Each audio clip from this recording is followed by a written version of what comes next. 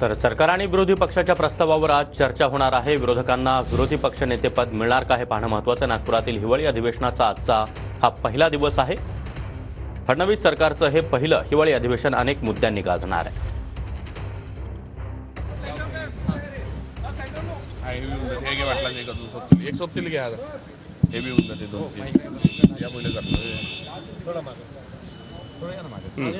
मामा, आज कामकाजाचा पहिला दिवस असेल। मुख्यमंत्रीपदी शपथ घेतल्यानंतर कसं पाहता तुम्ही? सरकार कशा पद्धतीने काम करणार आहे? विरोधक अजूनही टीका करताय विदर्भाला काही मिळणार नाही। शेवटी आपल्या सर्वांना माहिती आहे की सरकारची जबाबदारी असते की जनतेच्या ज्या काही समस्या आहेत, ज्या अडचणी आहेत, त्या दूर कशा केल्या जातील आणि सर्वसामान्य माणसाला न्याय कसा देता येईल यासाठी सरकारचा प्रयत्न आहे।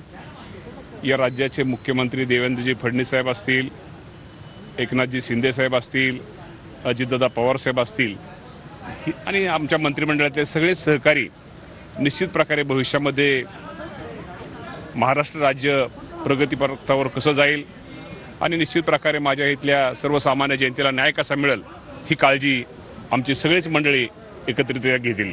ऑडिट मंत्र्यांच्या कामाचं केलं जाणार आहे 2 वर्षाचं, असं देवेंद्र फडणवीस यांनी 2.5 वर्षाचं। आता या बाबतीमध्ये काय मला एवढं माहिती नाही। शेवटी तो त्यांचा निर्णय, शेवटी राज्याचे ते मुख्यमंत्री आणि शेवटी गोष्ट खरी आहे ना, शेवटी जी माणसं चांगलं काम करतात त्याच्या पाठीवरती शाबासकीची थाप मिळाली पाहिजे, त्याला कुठेतरी अजूनही चांगल्या प्रकारचा न्याय मिळाला पाहिजे आणि त्या बाबतीमध्ये निश्चित प्रकारे उलटी मला ते आपल्या माध्यमातूनच